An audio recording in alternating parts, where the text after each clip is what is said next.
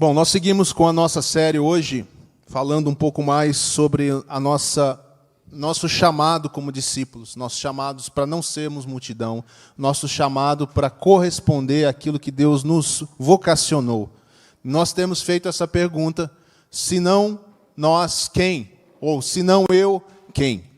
É um chamado, um desafio para cada um de nós, porque nós estamos vivendo tempos que nós precisamos começar a tomar passos, nós precisamos começar a tomar a frente do nosso chamado, a nossa responsabilidade. Ninguém vai fazer por nós aquilo que nós fomos chamados para fazer, aquilo que você foi chamado para fazer. Essa é uma série desafiadora também para que você pense a respeito daquilo que Deus quer que você faça. Para que você, assim como Isaías, chegue àquele que se aproxime do Senhor e diga: Senhor, eu irei. Onde é que o Senhor me precisa? Onde é que o Senhor precisa de mim? Então, tudo isso faz parte do contexto dessa série. Nós começamos falando sobre ser uma boa terra. Isso tem a ver com cultivar o seu coração. A pergunta é: você tem feito isso já?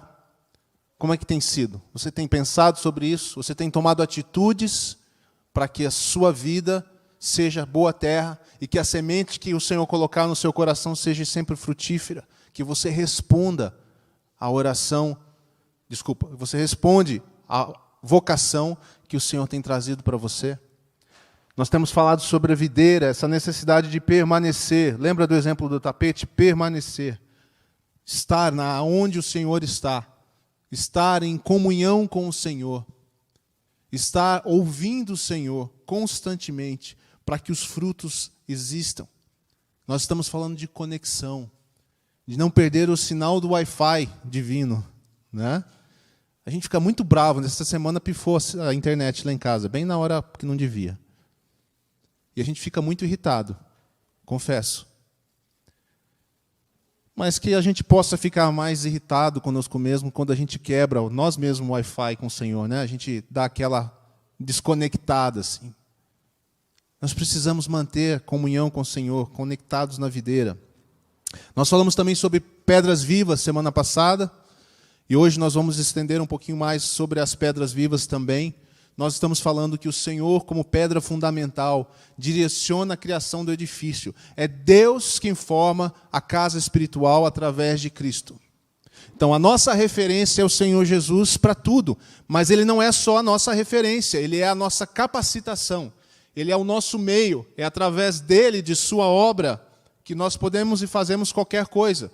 Tudo que é feito fora desse alinhamento, com o Senhor Jesus como pedra fundamental, se torna fora da vontade de Deus. Se torna um desvio.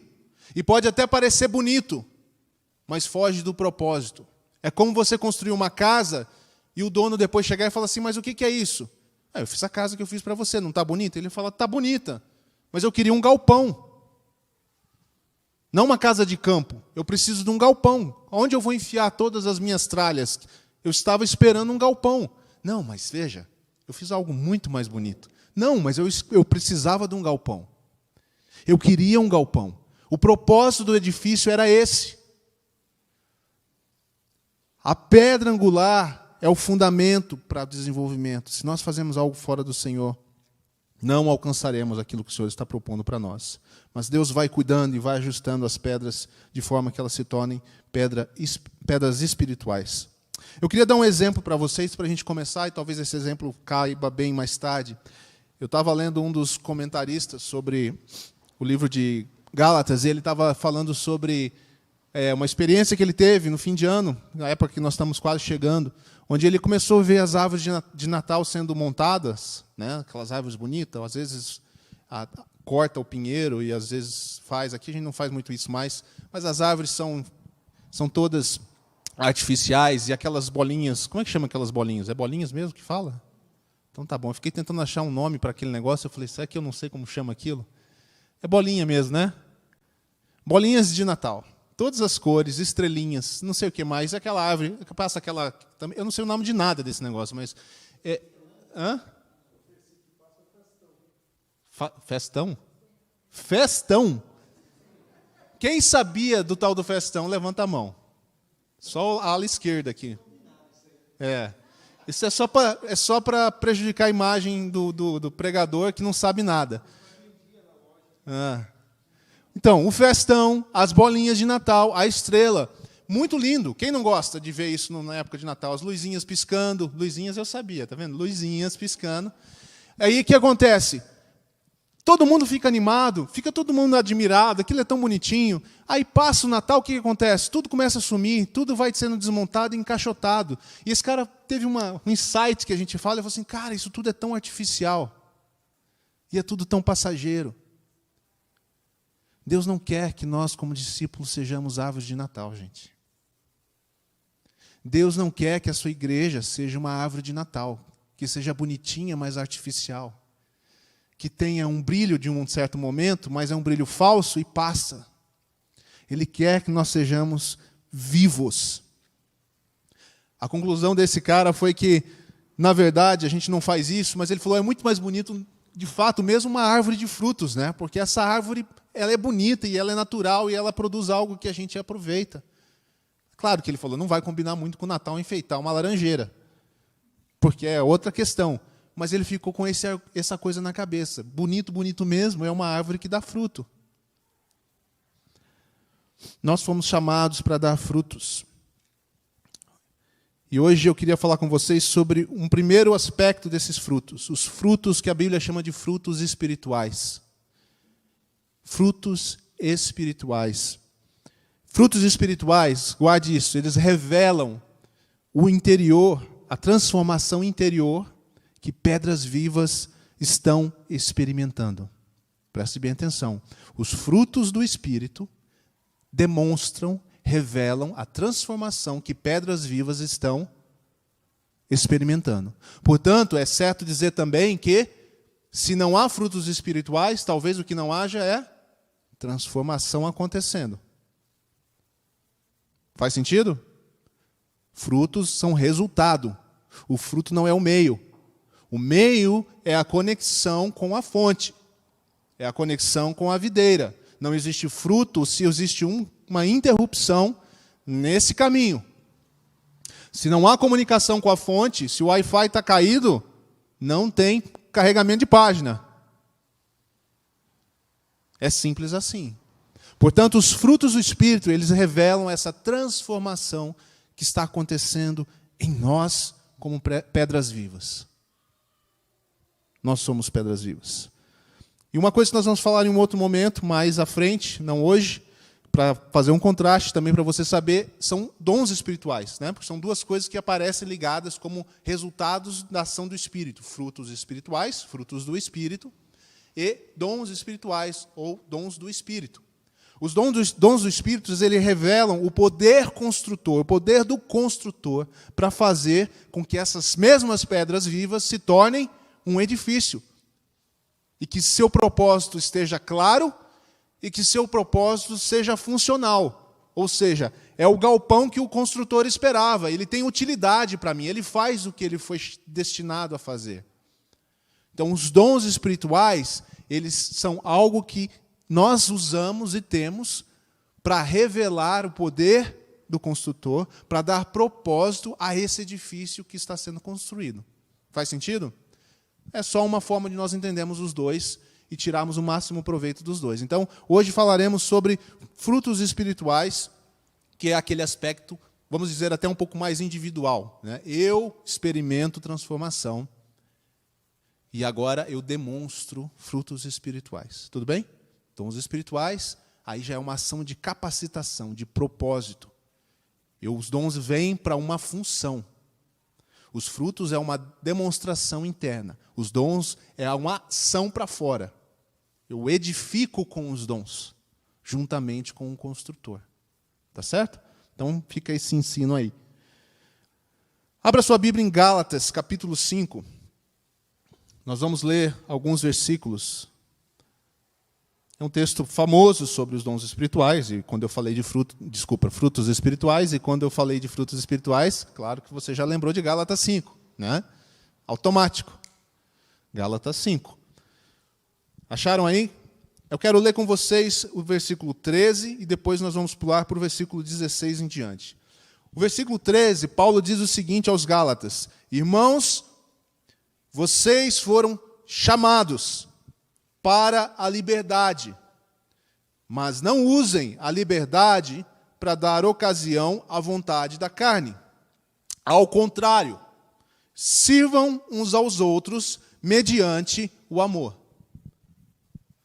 Portanto, Paulo aqui está chamando os irmãos para uma consciência. Eles estavam enfrentando um momento um pouco ruim como igreja. Eles tinham experimentado da liberdade em Cristo, em oposição a simplesmente seguir a lei, fazer tudo por causa da lei, quadradinho, tentando fazer na sua própria força. Eles queriam gerar frutos fazendo força. Lembra que eu falei? Saiu um fruto. Não, não é assim. O fruto tem que ser natural, resultado. É resultado. Se está com Jesus, tem que ter fruto. É tão simples quanto isso.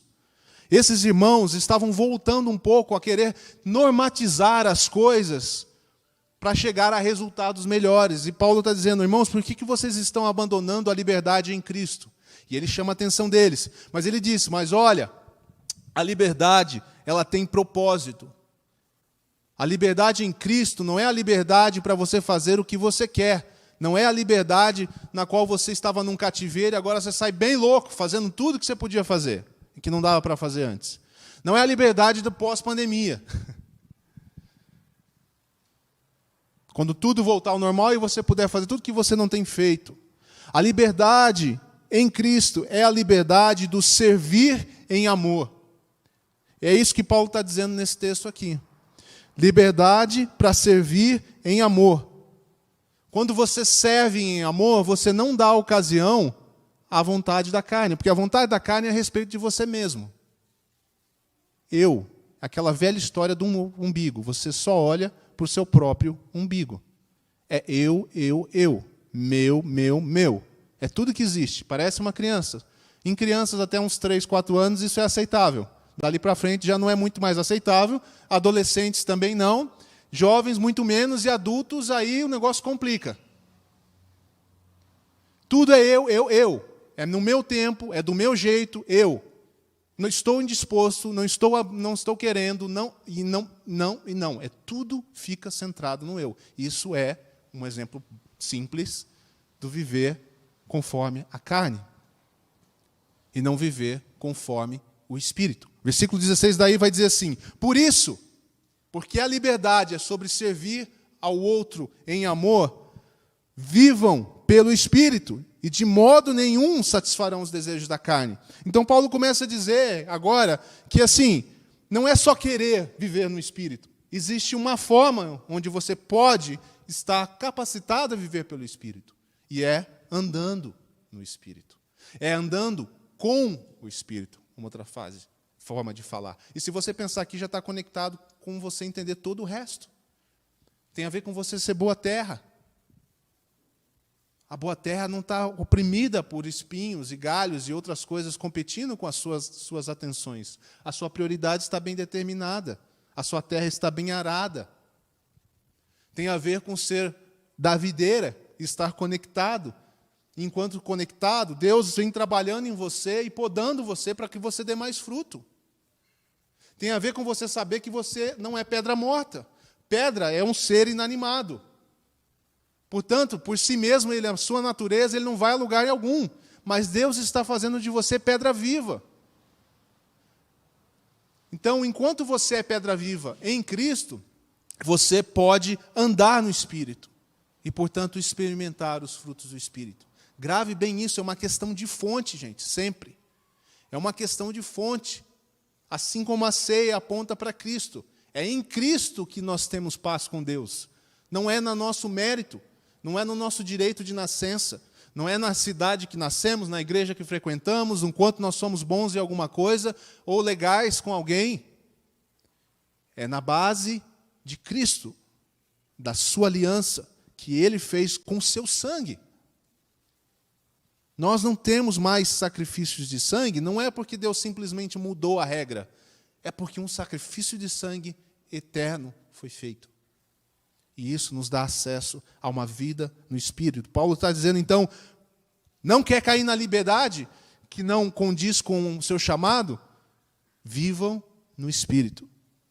Pois a carne deseja, 17, o que é contrário ao Espírito, e o Espírito, o que é contrário à carne. Eles estão em conflito um com o outro, de modo que vocês não fazem o que desejam. Mas se vocês são guiados pelo Espírito, não estão debaixo da lei. Ora, as obras da carne são manifestas. Ele cita aqui uma lista longa: imoralidade sexual, impureza e libertinagem, vírgula, idolatria e feitiçaria, ódio, discórdia, ciúmes, ira, egoísmo, dissensões, facções e inveja. Nossa, inveja é ruim mesmo, né? Ganhou até uma parte meio separada ali. Embriaguez, orgias e coisas semelhantes. Aí já abraçou o resto todo, né? Coisas semelhantes, já abriu o leque de vez, não sobrou nada. Eu os advirto, como antes já o adverti vocês, que aqueles que praticam essas coisas não herdarão o reino de Deus. Não está dizendo aqui que porque você caiu em alguma dessas circunstâncias, você está fora do reino de Deus. Ele está dizendo, essa não é a sua natureza. Esse não é o seu chamado, não é para isso que você veio para o reino de Deus. Não é para isso que Deus tirou você do reino das trevas para o reino da sua luz, é para uma outra vida. E é claro, ele está dizendo sim que quem vive nisso não tem parte no reino de Deus. Porque esse é o estilo de vida fora do reino de Deus.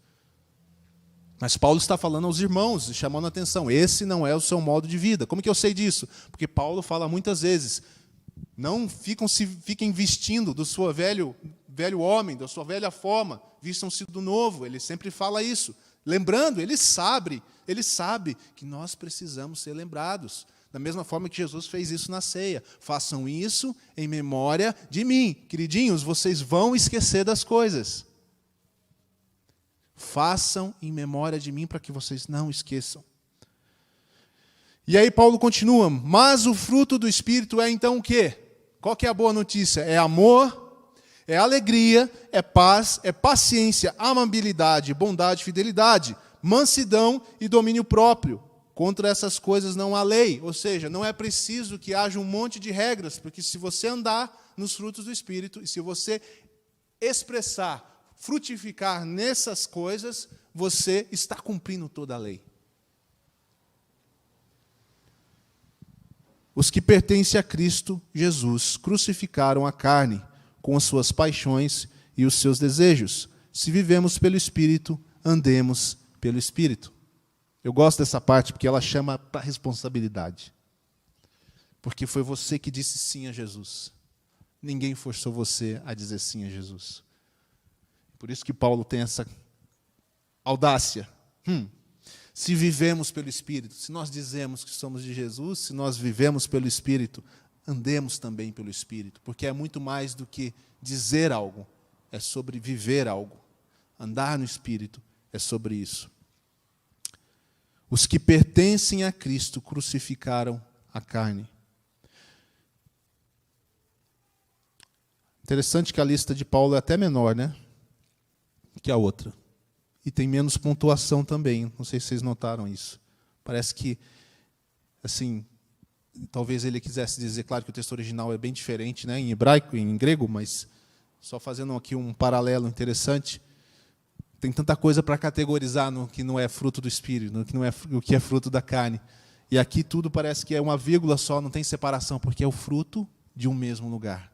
É o fruto do Espírito. Não há divisão, não há categorização, é o fruto do Espírito. Então, no Espírito, todos esses frutos estão disponíveis para nós.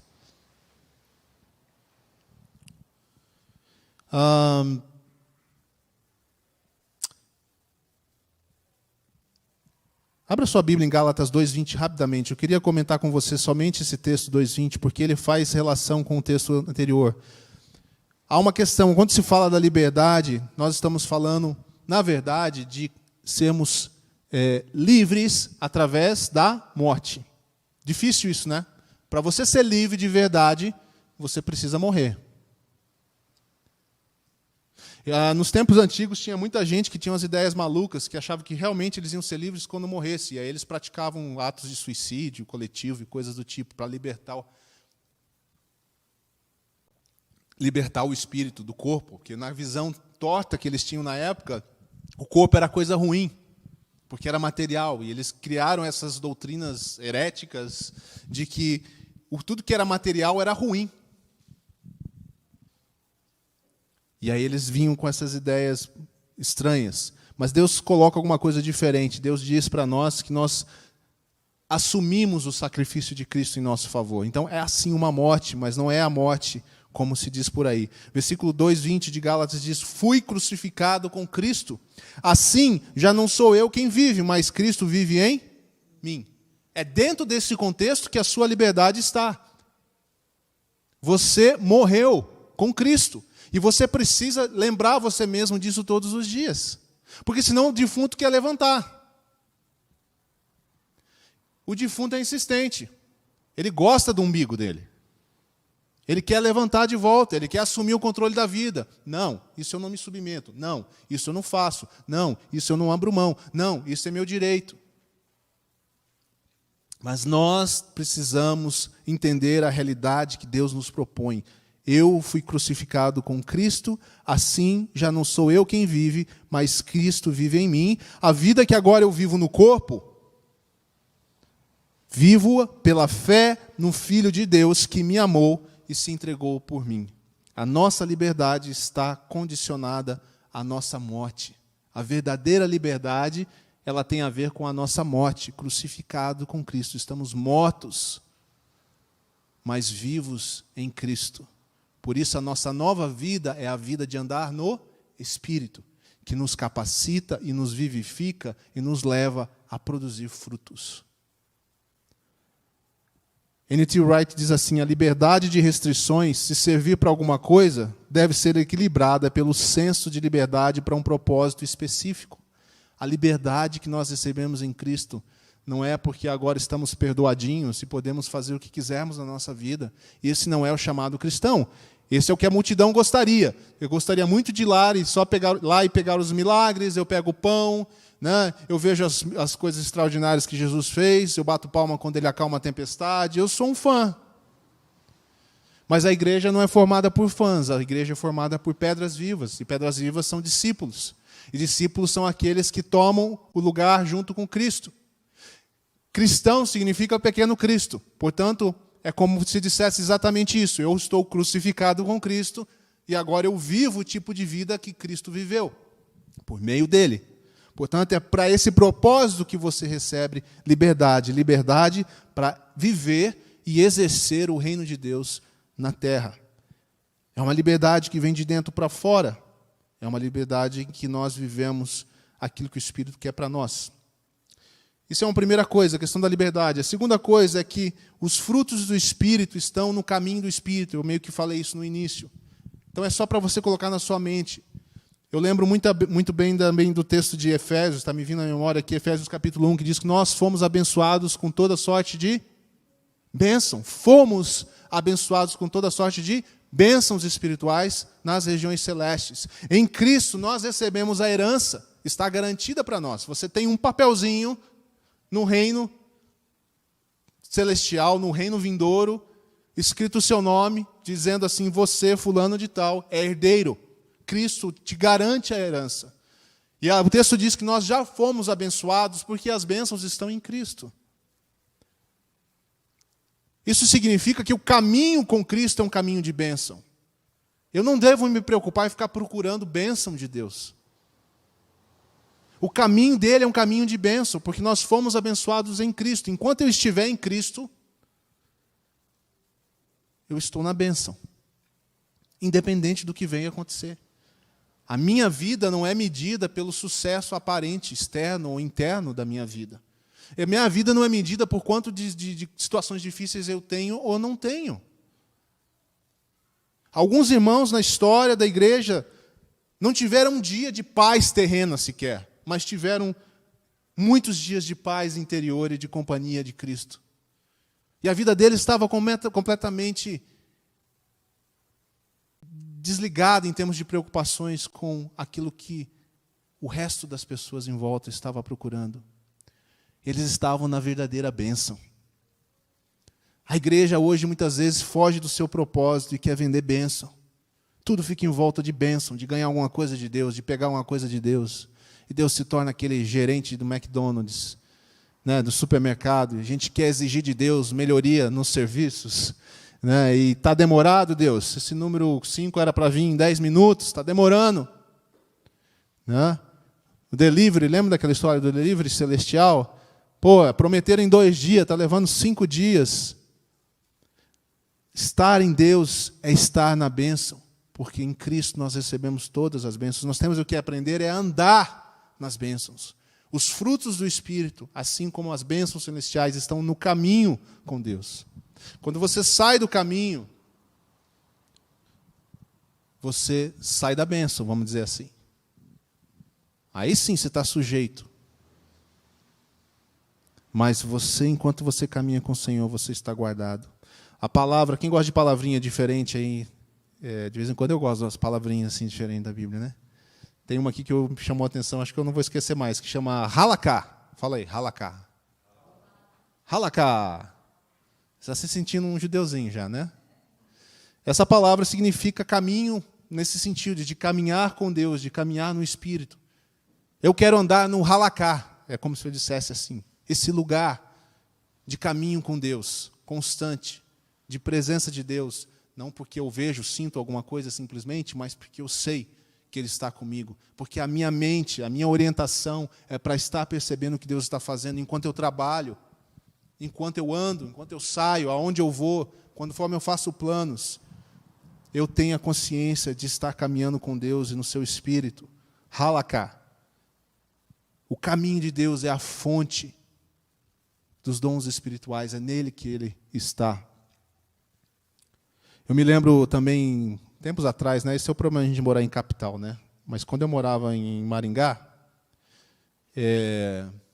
né,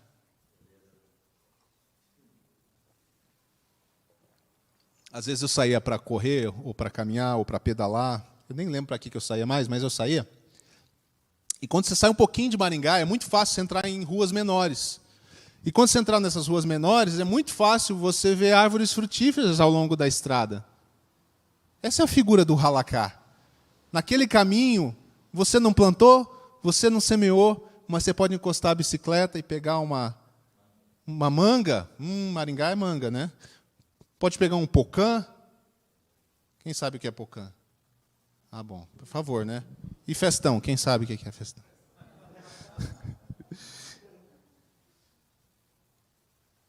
Caminho, andar nesse caminho, ser aquilo que você foi chamado para ser, viver a sua identidade como pessoa, como discípulo e como igreja.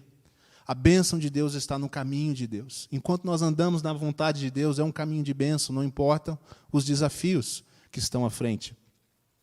E esse é o nosso último ponto, que fala da identidade, né? Os frutos do Espírito não estão só no caminho, mas eles são a essência da casa espiritual que Deus está construindo. Lá em 1 Pedro 2, nós falamos sobre sacerdócio real, nós falamos sobre geração eleita, nós fomos chamados para representar e exercer esse papel na terra. E uma das formas é revelando ao mundo que existe um Deus que nos capacita a demonstrar frutos espirituais. Frutos que nós lemos aqui em Gálatas 5. Um mundo... Vocês acham que... Olha, sinceramente, o que a gente vê nas redes sociais hoje está justamente o contrário de tudo que está listado aqui como frutos espirituais. E talvez você mesmo e eu, às vezes, caímos em alguns desses aqui. Por exemplo, o domínio próprio. Esse é bom, né? Esse aqui não tem um que escapa desse aqui. Mansidão, alegria, paz, bondade, para falar do que é bom, né? Para nem entrar na lista dos frutos da carne. Os frutos do Espírito, eles são a essência da casa espiritual de Deus. Tem a ver com a nossa identidade, tem a ver com o nosso propósito, porque nós somos feitos livres para servir uns aos outros em amor. A nossa liberdade se encontra nesse contexto. Significa que os nossos relacionamentos como pedras vivas se baseiam nos frutos do Espírito também. E é a forma como essas pedras vivas, porque se fosse morta era mais fácil, né? A gente coloca ali e elas não saem do lugar. Como as pedras são vivas, elas têm vontade, elas se mexem, elas querem mudar de posição. Sabe aquela pedra que não quer ser do quarto, mas gostaria de ser da cozinha? Porque fica mais perto da geladeira? Aquela pedra que não quer ser lá do quarto dos fundos, mas queria ser da porta de entrada? Pedras vivas, elas se mexem, gente. Elas têm vontade, elas precisam de ter uma mesma fonte, elas precisam buscar referência no mesmo lugar. É a pedra angular, é o Espírito de Deus, para que os frutos apareçam. E eu e você tenhamos maior amor em demonstrar os frutos do Espírito do que fazer valer a nossa própria vontade. E é assim que a nossa edificação, como casa espiritual, vai se tornando algo forte, porque as pedras estão bem unidas. Porque, ao contrário dos frutos da carne, não tem ninguém criando dissensão e facção. Sabe o que estava acontecendo em Gálatas também, que Paulo estava muito preocupado? É que com todas essas regras que eles estavam querendo trazer, eles também estavam começando daí a classificar as pessoas. Quem eram os mais cumpridores da lei? Quem eram os mais certinhos, os que estavam mais próximos de Deus? Quando os frutos do Espírito não estão em evidência na vida da igreja, a igreja é desunida. As pessoas se ferem mais do que elas se curam. Os frutos do Espírito precisam estar presentes. Não é uma questão de material versus espiritual, mas é uma questão do Espírito mesmo, na vida comum. João 13:35, nós já estamos indo para o final, diz o seguinte, que os discípulos serão conhecidos como? Pelo amor uns aos outros. O amor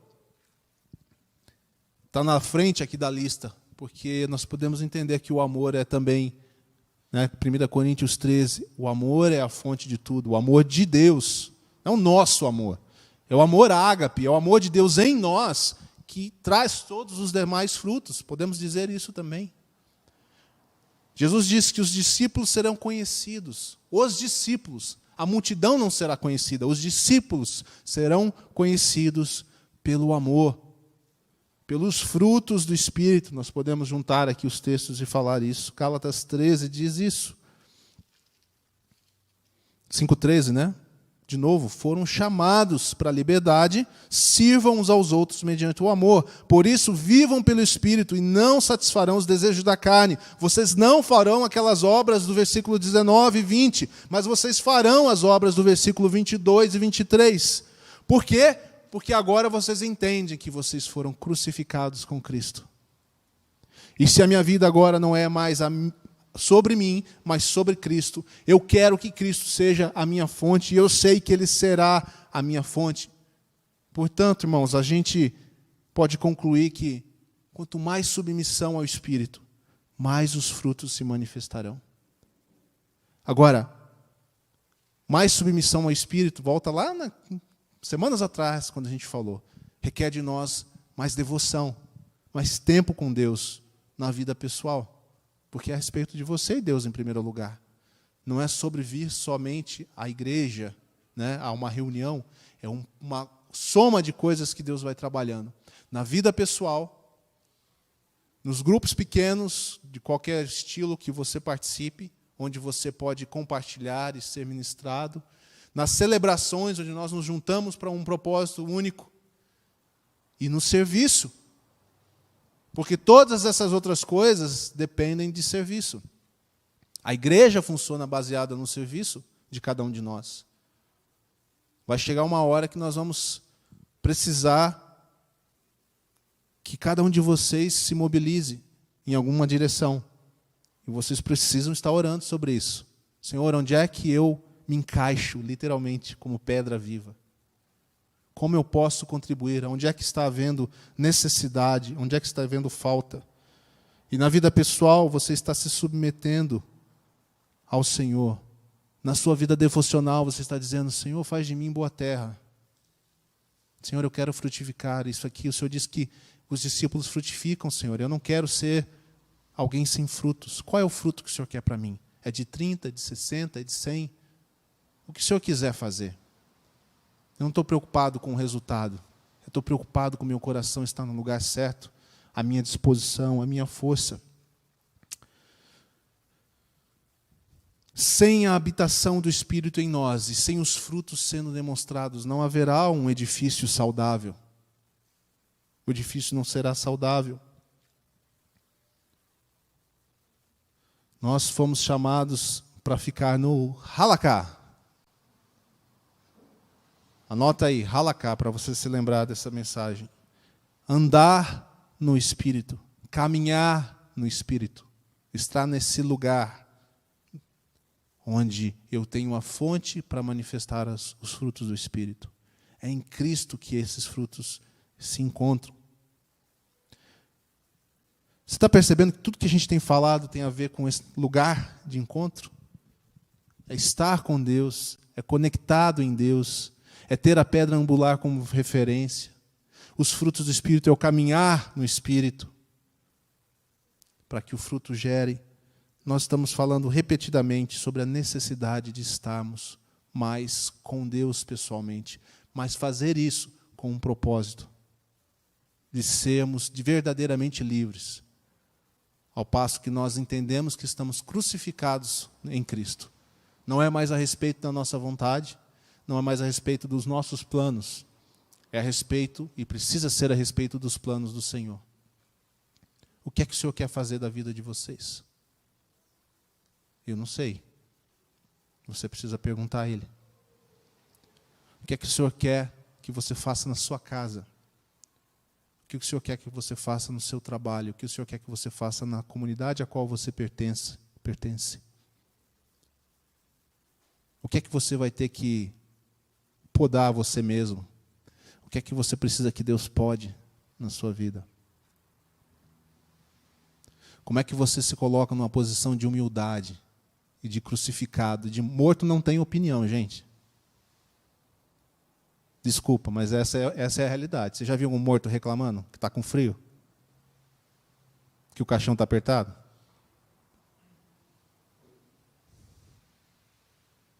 A gente reclama demais. A gente exige demais. E nós, muitas vezes, servimos de menos. Senhor, o que o Senhor quer fazer de mim? Senhor, o que o Senhor espera de mim? Qual é o seu plano, o seu propósito no teu reino? Nós temos tanto interesse em saber o que Deus quer para nós dentro dos nossos planos, né? Mas, às vezes, saber o que Deus quer para nós nos planos dEle é que nós temos deixado de questionar. Senhor, o Senhor quer que eu pegue o emprego A ou o emprego B? A gente faz sempre isso. Né? O Senhor quer que eu vá pelo lado A ou lado B? A gente quer que o Senhor participe dos nossos planos. Ali já está seu plano. Você já quer fazer alguma coisa. Você já escolheu as coisas que você quer fazer. E nós precisamos, talvez, voltar a Deus. Não abandonar essas outras coisas, não é isso que eu estou dizendo, mas é o fundamento. De dizer, Senhor, o que é que o Senhor está fazendo? E como discípulo, onde é que eu me encaixo? Não fique preocupado com o que o Senhor vai falar. O Senhor não vai levar você a um lugar que você não possa dar conta. Ele conhece você, Ele conhece o que você pode fazer, Ele conhece os desafios que você precisa.